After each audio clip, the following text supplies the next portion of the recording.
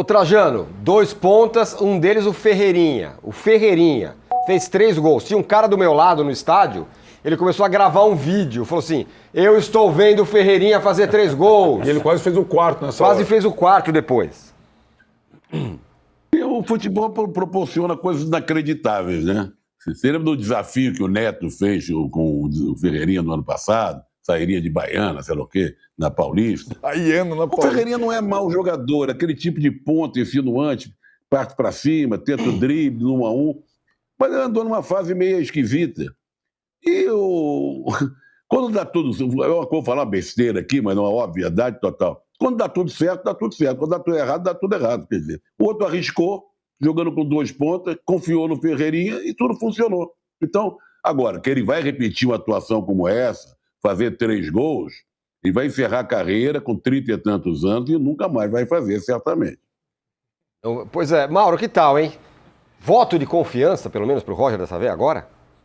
É que ele escalou 4 atacantes, mas o Arthur e o Ferreirinha trabalharam muito também, sem bola, né? Eles colaboraram, recompuseram, fizeram desarme, recuperaram bola, fecharam linha de passe, fizeram o trabalho deles. Assim, quando há uma mobilização, esses jogadores de lado de campo, os atacantes, eles trabalham defensivamente de forma intensa, a coisa funciona. É possível jogar assim.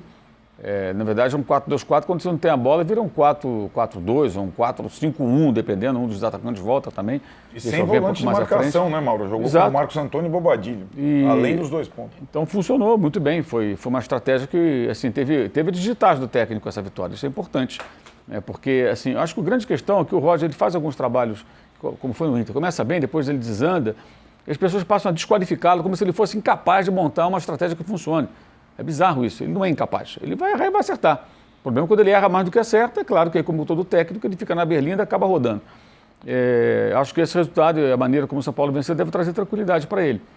E diz muito sobre o Cruzeiro, né? Apesar daquela vitória por 3-0 sobre o Vitória, o triunfo, né? Sobre o Vitória, o Arthur Jorge, claro que vai ter bastante trabalho. Né? Outro dia o dono do Cruzeiro estava emocionado lá, vai se emocionar muito ainda. Aí de novo, o mundo maravilhoso das SAFs. Só o dinheiro não resolve. Não resolve. Você tem o Leonardo Jardim, sai, aí vai o Tite, aí agora o Arthur Jorge, cada hora é um. Aí tem uma proposta maluca de 32 milhões de euros pelo Caio Jorge, não vendo. Aí você compra o Gerson por mais do que ele foi vendido, que já foi dinheiro aberto para um cara que já bateu 2 vezes na Europa, já com 28 a 29 anos. Não basta, é preciso, sabe, um critério, uma coisa mais planejada. Ano passado a coisa encaixou, o time foi bem, mas não ganhou nada. E esse ano o time ganhou o Campeonato Mineiro, mas olha só a situação. Com esse elenco caríssimo, tomando de 4.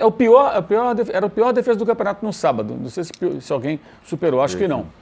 Pior, 20 gols. Pior incrível, defesa do campeonato. Ainda tem isso, né? Ainda tem isso. Uma defesa que toma muitos gols e bem crítica a situação do Cruzeiro, que vai jogar Libertadores, né? É a pior defesa do campeonato. Né? Continua. Vai jogar em Guayaquil, né? Continua. 20 gols sofridos. 20 gols sofridos. E vai jogar em Guayaquil, quer dizer, momento bem delicado. E acho que o São Paulo agora vai ter uma semana mais calma, né? A tendência é essa. Agora o Rocha tem que aproveitar esse momento. E quando eu falei da questão do coletivo, não é nenhum deboche, pelo contrário. Eu acho que a comunicação é muito importante. Para a gente é, óbvio. E para quem fala com o público, seja um político, seja um técnico, você está falando para a torcida. Então você tem que procurar falar de uma maneira que todos entendam. As pessoas não são obrigadas, desculpa, a fazer curso de analista de desempenho para entender uma entrevista de um técnico. Senão fica enfadonho, fica cansativo, as pessoas não entendem, começam a implicar. Então que bom que ele está tentando se comunicar de uma forma que as pessoas todas entendam. Lá dentro, né, no meio lá do pessoal lá, do tatiquês, aí pode usar esses dialetos todos aí, que tudo bem.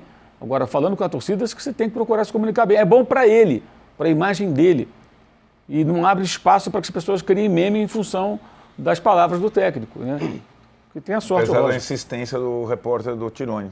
Mas o Tirone é um provocador, ele é um provocador. Ele usou o Glauco Diógenes como ferramenta para provocar o técnico do São Paulo, o Roger Machado. Ele falar sobre a questão da pressão, que foi tanto criticada na outra vez, enfim. A gente vai para um breve intervalo na TV, mas recado para você. Em quarta-feira tem Campeonato Brasileiro Sub-20 no canal UOL. 15 horas tem Flamengo e Fortaleza. E às 17 horas é a vez de Palmeiras e Red Bull Bragantino. E outro recado importante, hein? As colunas dos craques do posse de bola, do Mauro, do Juca, do Danilo, você lê assinando o UOL Plus. Não só das colunas dele, mas outras também aqui.